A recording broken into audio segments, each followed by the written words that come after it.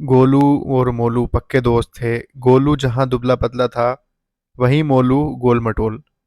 दोनों एक दूसरे पर जान देने का दम भरते थे। लेकिन उनकी जोड़ी देखकर लोगों की हंसी छूट जाती थी। एक बार उन्हें किसी दूसरे गांव में रहने वाले मित्र का निमंत्रण मिला। उसने उन्हें अपनी बहन के विवाह के अवसर पर बुलाया था। उनके मित्र का गांव कोई बहुत दूर तो नहीं था, लेकिन वहां तक पहुंचने के लिए जंगल से होकर गुजरना पड़ता था। और उस जंगल में जंगली जानवरों की भरमार थी। दोनों चल दिए। जब वे जंगल से गुजर रहे थे तो उन्हें सामने से एक भालू आता दिखा। उसे देखकर दोनों भय से थर थर कांपने लगे। तभी दुबला पतला गोलू तेजी से दौड़कर एक पेड़ पर जा चढ़ा। लेकिन मोटा होने के कारण मोलू उतना तेज नहीं दौड़ सकता था।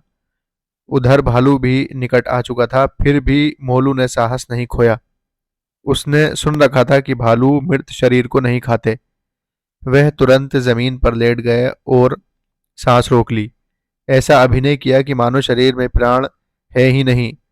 भालू घुरघुराता हुआ मोलू के पास आया।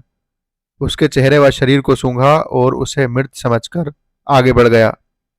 जब भालू काफी दूर निकल गया तो गोलू पेड़ से उतरकर मोलू के निकट आया और बोला, मैंने देखा था भालू तुमसे कुछ कह रहा था।